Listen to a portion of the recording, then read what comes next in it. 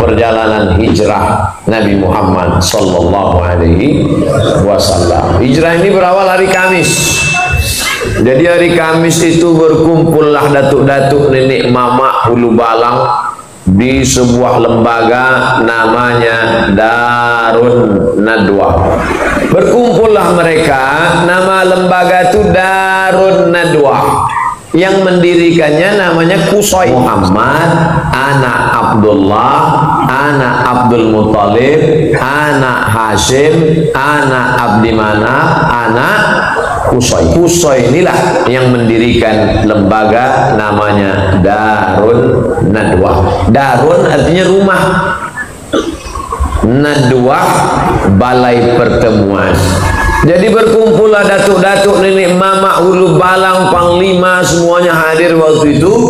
Judul agenda acaranya bagaimana menghabisi Muhammad. Pertama dibujuk, Muhammad, mau tak engkau dikasih sawit 2 hektar?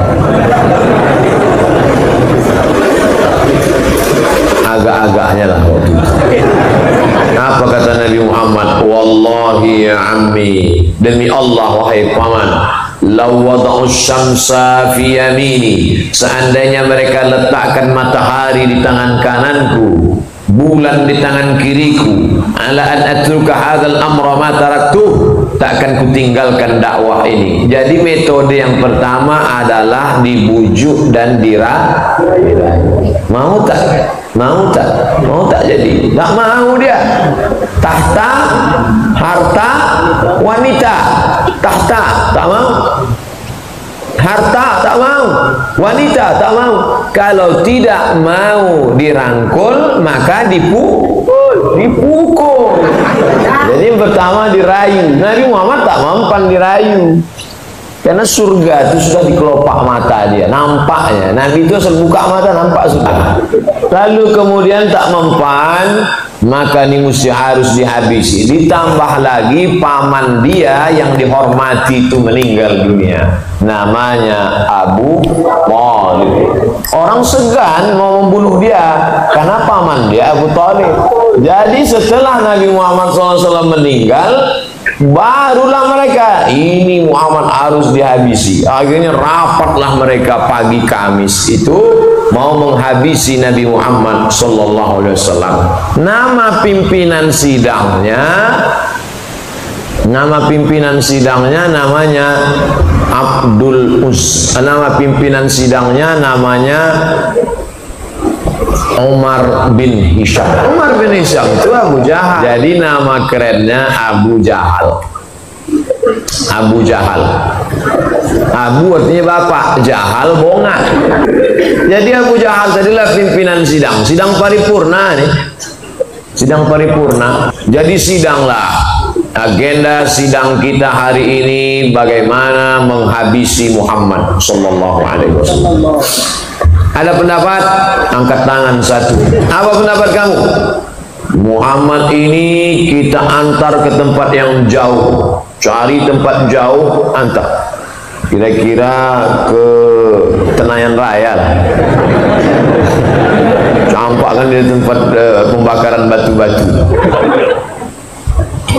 Bagaimana peserta sidang yang lain? Anggota parlemen, setuju?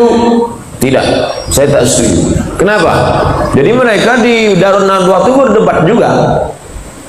Jadi orang kafir musyrik jahiliyah itu di parlemen rakyat itu berdebat.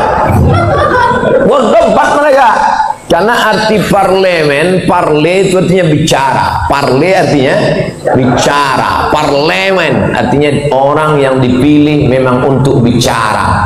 Maka pilihlah orang yang matanya terjaga untuk membicarakan hak-hak kita. Tak setuju saya. Kenapa kamu tak setuju? Muhammad ini orangnya karismatik.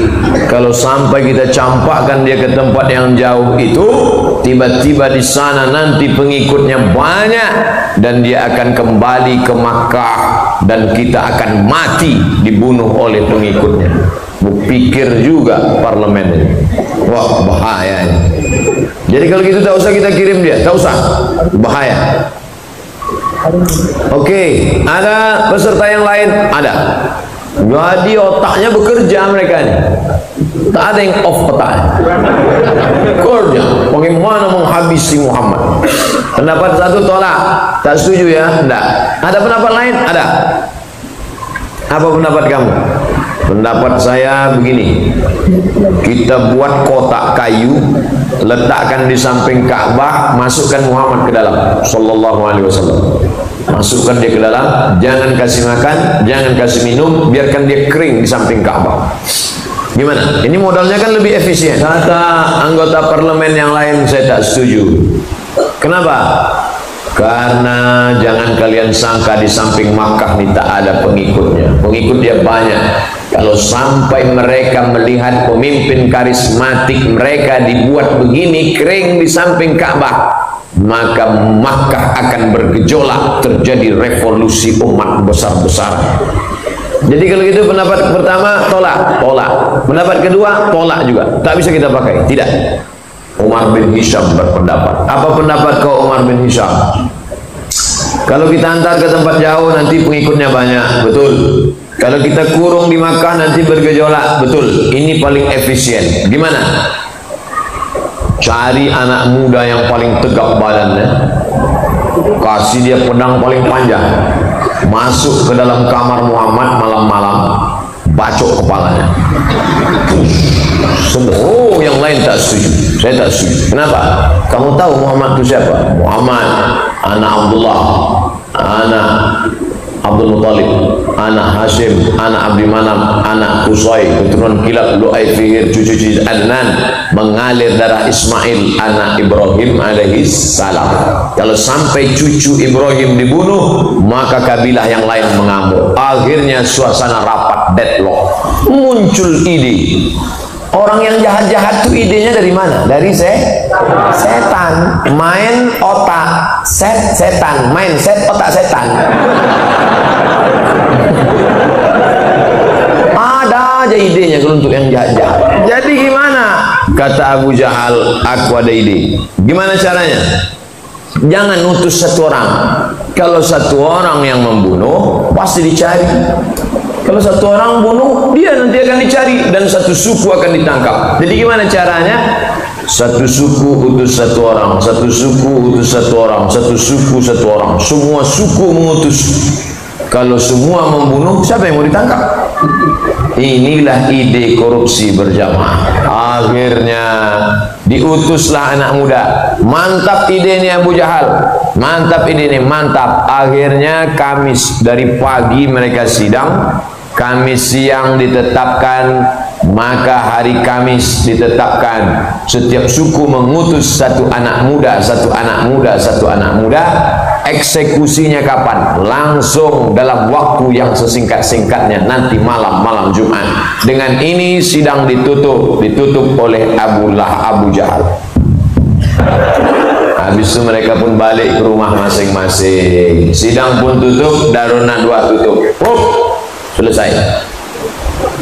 Datanglah Jibril ke rumah Nabi Muhammad SAW. Muhammad, nanti malam engkau hijrah. Kata Nabi, kenapa gitu Jibril? Karena tadi sudah dapat bocoran. Zuhur Nabi pergi ke rumah Abu Bakar. Assalamualaikum Abu Bakar. Waalaikumsalam. Nanti malam kita hijrah Abu Bakar. Siap ya Rasulullah? Abu Bakar memang udah lama siap, tinggal menunggu saja. Kenapa nantinya malam wahai Rasulullah? Karena tadi Jibril sudah membawa berita ke rumahku bahwa nanti malam anak muda akan memancung kepalaku dan saat itulah kita keluar. Oke, siap Abu Bakar Siddiq. Apa pelajaran dari sini? Kita perlu sahabat setia. Nabi Muhammad SAW bisa saja sendirian, tapi Allah mau mengajarkan kita hidup bersahabat, berjamaah. Makanya yang masuk Islam itu tidak sendirian. Idza jaa nasrullahi wal fath wa ra'aitan nasa yadkhuluna fi dinillah afwaja.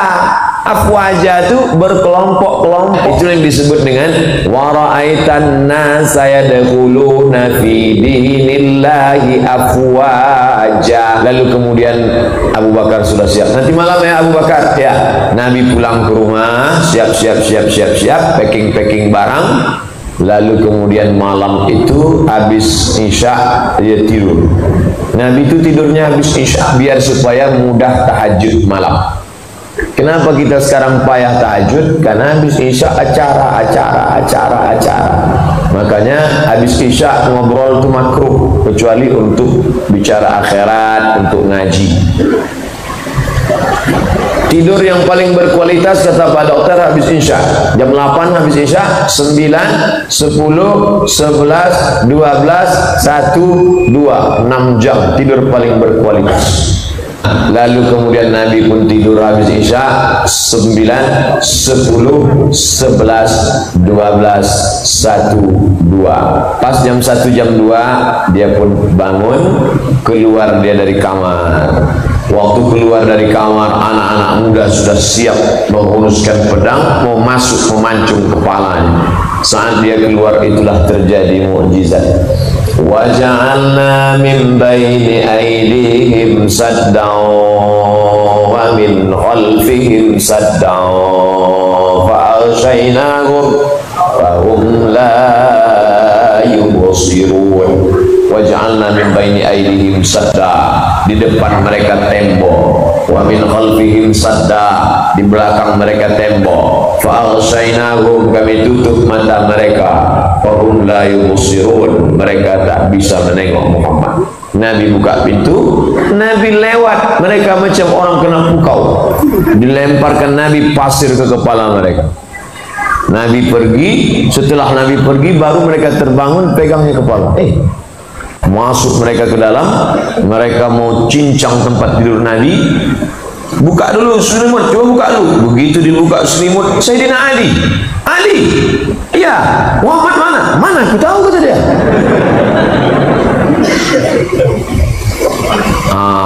Ini ayat kalau baca Yasin nanti cerita tentang Nabi keluar. Itu ayat dalam surat Yasin itu cerita tentang Nabi keluar malam hijrah. Lalu kemudian keluar Nabi, ditanya mereka kemana Ali? Aku tak tahu kata Ali. Nabi pun langsung ke rumah Abu Bakar Siddiq. Abu Bakar pun menemani Nabi SAW. Naiklah mereka ke atas nama bukitnya Jabal Hur. Jabal Hur. Kalau tempat Nabi menerima wahyu Jabal Nur. Naiklah Nabi ke atas bersama Abu Bakar Siddiq, tidak pakai senter. Karena kalau pakai senter kafir Quraisy menengok dari bawah. Itu dia, tangkap. Gelap-gelap naik mereka ke atas. Tengah malam gelap, jam 2 malam, jam 3 malam sampai ke atas. Nabi udah mau masuk ke dalam Jabal Sur, ada gua kecil.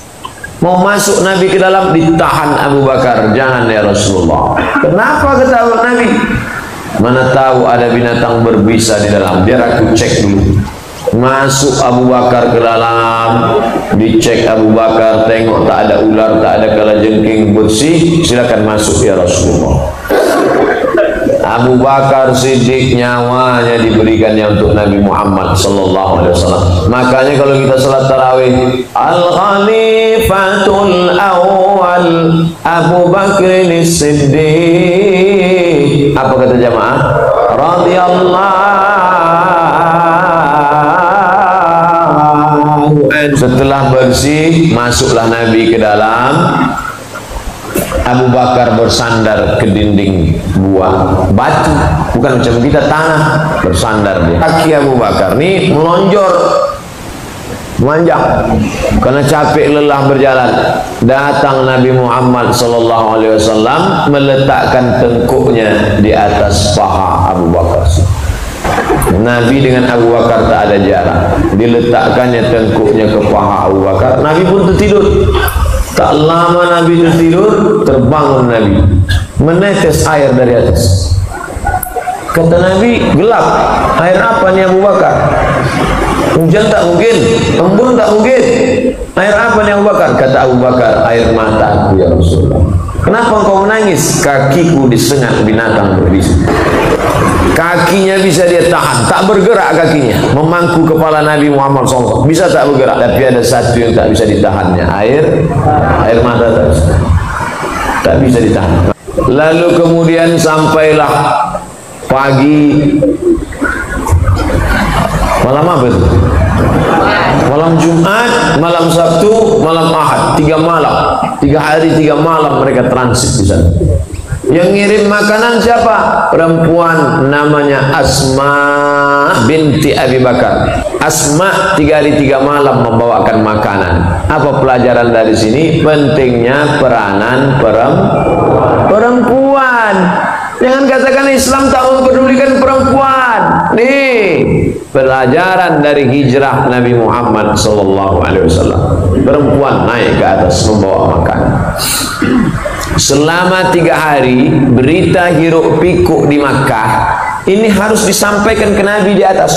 Berita di Makkah sampai ke atas, berita di Makkah sampai ke atas. Siapa yang membawa berita? Namanya Abdullah. Malam dia di atas, siang dia di Makkah.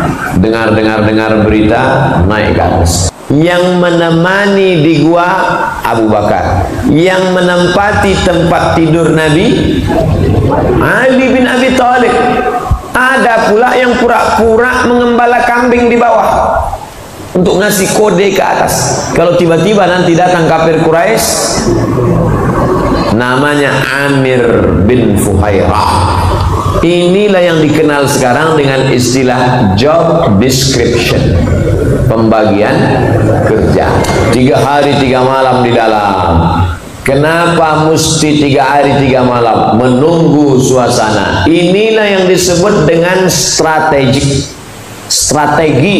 Bahasa Arabnya siasah, bahasa kitanya siasat. Jadi jangan kalian bayangkan Nabi keluar rumah, langkah kaki, bismillahirrahmanirrahim, la haula wala quwata illa billah, apa yang terjadi terjadilah.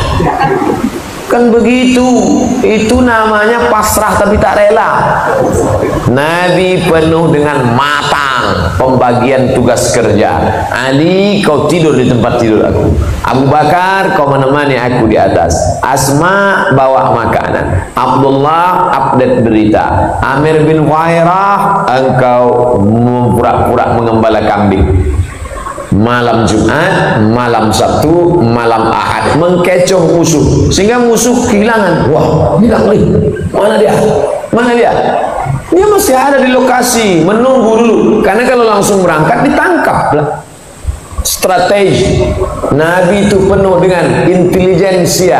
Ada bukunya Intelijensia Nabi Muhammad Sallallahu Alaihi Wasallam. Maka anak-anak muda harus belajar ini dari sejarah perjalanan hijrah. Malam Jumat, malam Sabtu, malam Ahad. Hari Ahad malam Senin baru mereka bertolak. Tapi yang tahu jalan itu tak banyak. Kalau ditempuh jalan biasa, keluar dari jalan ikhlas, masuk jalan nangka, habislah. Cari yang tahu gang-gang kecil, yang kira-kira tak kena razia. Yang tahu jalan itu seorang bernama Abdullah bin Uraiqid. Ingat namanya, Abdullah bin Uraiqid, pakai qaf sama ta. Uraiqid. Dan dia itu non muslim, walaupun namanya Abdullah tapi dia non muslim. Abdullah bin Uraiqid. Apa pelajaran dari sini? Boleh berkawan dengan non muslim kalau tidak membahayakan. Nabi berkawan dengan Abdullah bin Uraiqid 8 hari 8 malam dari kota Makkah menuju Madinah, yang menunjukkan jalan non muslim. Makanya berkawan dengan non muslim silakan, bertetangga dengan non muslim tak apa-apa. Oleh sebab itu maka berkawan dengan beda agama tidak apa-apa. Wala ana abidun ma'abadtum wala antum abiduna ma'abud lakum dinukum. Ini dasar Islam.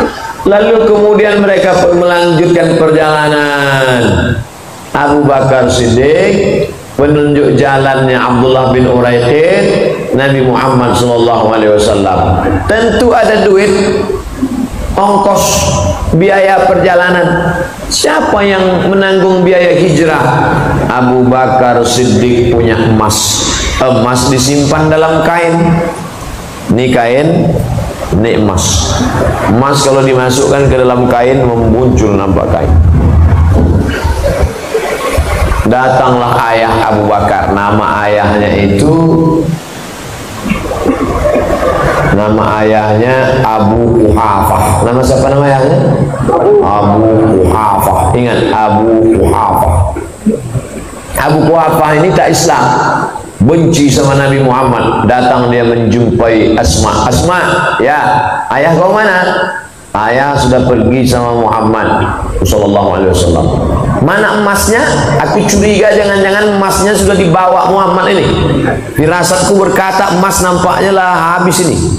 Datang Asma, diambilnya batu, dimasukkannya ke kain. Atuk, oh atuk, kata Asma. Atuk, ya, coba atuk pegang. Dipegang atuk tadi. Ini emasnya, iya tuh. Oh, masih banyak ya. Padahal batu itu boleh membohongi orang buta yang bongak, tolol, goblok. Siasat, ini sedang siasat ini. Akhirnya Abu Quhafah itu masuk Islam juga. Tapi nanti setelah 8 tahun hijrah, pindah balik ke Makkah, baru dia masuk Islam. Abu Quhafah masuk Islam. Makanya jangan nonton cuman CD kedua, CD ketiga masih ada. Pegang, ini emasnya, ya. Padahal batu. Emas itu sudah dibawa perjuangan. Makanya nanti kalau ada ustadz ceramah isinya mencaci maki Abu Bakar, itu ciri aliran sesat. Mencaci maki Abu Bakar. Abu Bakar pengkhianat, Abu Bakar merampas kekuasaan Ali. La tasubbu ashabi, jangan kau caci maki sahabat. Lau anfaqa ahadukum mithla Uhudin zahaban, seandainya ada di antara kalian yang bersedekah emas sebesar bukit Uhud, belum tentu dapat setengah mudnya Abu Bakar Siddiq. Habis hartanya untuk Islam. Lalu kemudian mereka pun melanjutkan perjalanan. Sampai di tengah perjalanan, tiba-tiba nampak Abu. Bahasa Indonesianya apa itu? Debu, abu. Ya Rasulullah, ya, ada abu ya Rasulullah, ada debu ya Rasulullah. Ditengok Rasulullah, oh ada orang mengejar kita. Karena orang kalau naik kuda kencang itu debunya naik ke atas. Ada orang mengejar. Rupanya yang mengejar itu namanya Suraqah. Suraqah, pakai qaf, Suraqah. Sampai ke kampung kita serakah. Dikejarnya Nabi kencang. Begitu sudah mau sampai menangkap Nabi, ujung kaki kuda depannya terperosok ke pasir, jatuh, bergelinding, berguling, jatuh. Padahal seumur hidup naik kuda tak pernah. Akhirnya sadar dia. Dikejarnya lagi Nabi Muhammad, dicegatnya Nabi. Stop, aku Suraqah seumur hidup tak pernah jatuh dari kuda, pembunuh bayaran. Tapi sekarang aku sadar, rupanya yang ku kejar ini bukan manusia biasa. Engkau manusia bukan biasa. Maka hari ini itu maknanya ada orang yang keluar dari rumah dengan niat jahat, tapi di tengah jalan bisa menjadi baik. Tapi sebaliknya ada orang yang dari rumah baik, tiba-tiba di jalan menjadi jahat. Apa pelajaran yang bisa kita ambil? Jangan sampai di akhirat kita malu sama Suraqah. Waktu itu Suraqah sudah ditawarkan, kalau kau bisa membawa kepala Muhammad, kau akan dikasih 100 ekor onta. 1 ekor onta paling murah 30 juta. Apa kata Nabi? Aghib anna Suraqah, kau balik ke Mekah, jangan ceritakan tentang ada kebahagiaan yang tak dapat ditebus dengan harta. Apa dia? Iman. Apa dia? Kelapangan dada. Oleh sebab itu maka kalau ada orang mengatakan semua bisa dibayar dengan uang, ada yang tak bisa dibayar dengan materi. Kebahagiaan hati, kelapangan yang dirasakan oleh Suraqah saat itu. Apa pelajaran yang perlu kita ambil? Ada orang keluar rumah niatnya mau memancung Muhammad sallallahu alaihi wasallam. Ada orang keluar rumah niatnya mau dapat cari harta haram. tapi di tengah jalan dia bertaubat. Betapa malunya, dari rumah niatnya bismillah tawakkaltu 'ala Allah la haula wala quwata illa billah, sampai ke tempat itu. Berangkat hari Ahad malam Senin, sampai di Kuba hari Senin. Malam Senin, malam Selasa, malam Rabu, malam Kamis, malam Jumat, malam Sabtu, malam Ahad, malam Senin, hari Senin. 8 hari 8 malam. Sampai di perjalanan haus, air sudah habis. Boleh minta air susu kambing. Nampak peternakan kambing, boleh minta air susu kambing. Boleh kami minta susu kambing? Boleh, silakan. Tapi sekarang musim kemarau, susu kambing kering. Tapi kalau mau tes lah, di situ terjadi mukjizat. Ketika diperah oleh Abu Bakar, Nabi berdoa, didoakan Nabi, tiba-tiba ada air, keluar air susu kambing 1 gelas. Abu Bakar menyapu bagian bawah. Bagian bawah itu disapunya. Kenapa disapunya?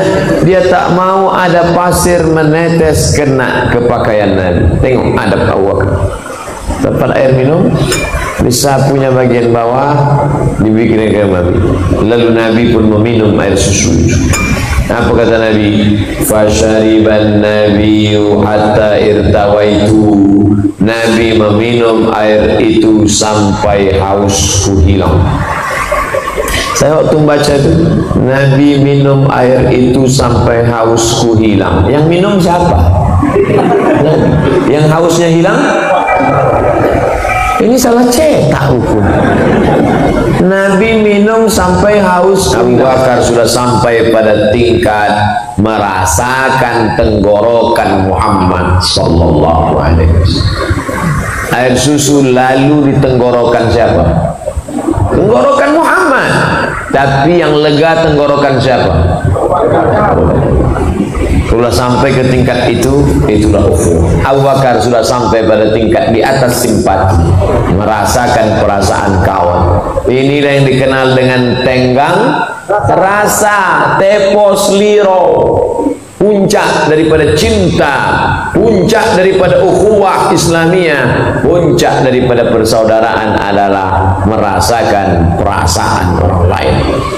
Maka kita paham hijrah itu kenapa tidak kun payakun. Padahal kalau mau ngapain 8 hari 8 malam. Minal masjidil harami ilal masjidil aqsa. Naik lagi ke Sidratul Muntaha. Tak sampai semalam selesai. Innama amruhu idza arada syai'an ayaqula lahu kun fayakun. Kenapa perjalanan ini 8 hari 8 malam? Dengan berjalan kita kenal dengan orang. Akhirnya singkat cerita sampailah mereka disambut dengan tala'al badru alaina min saniyatil wada' wajaba syukru alaina mada'anillahi da'. Terjadi ikhtilaf tentang tala'al badru alaina. Sebagian mengatakan sanadnya tak sahih. Mau sahih tak sahih, yang jelas bahwa ada kebahagiaan menyambut kedatangan Nabi Muhammad sallallahu alaihi. Begitu dulu sahabat, Nabi datang disambut tala'al badru alaina. Sampai di Kuba hari Senin, menginap sampai malam. Malam Selasa, malam Rabu, malam Kamis, malam Jumat. Selama 4 malam berdiri satu masjid. Itulah dia Masjid Kuba. Apa yang sholat di Masjid Kuba sama dengan umroh. Makanya membangun peradaban berawal dari masjid. Karena Nabi bangun masjid pertama, Makkah Masjidil Haram, Madinah Masjid Nabawi, Palestina Masjidil Aqsa. Sesudah itu hari Jumat bertolaklah Nabi dari Kuba tadi menuju tempat namanya Yathrib. Yathrib artinya tanah mati, tanah tandus, tanah busuk, tanah banyak kuman dan penyakit. Dirubah Nabi namanya menjadi Al-Madinah Al-Munawwarah. kota peradaban yang terang benderang. Sampai di Madinah dibangunlah Masjid Nabawi, lalu dipersaudarakan antara orang Makkah Muhajirin dengan orang Madinah Ansor, dipersaudarakan antara orang Islam dengan orang Yahudi. Maka peradaban dari masjid. Kalau mau melihat umat ini bangkit, maka ramaikan lagi masjid. Itulah yang saya sampaikan. Tapi cerita hijrah belum selesai.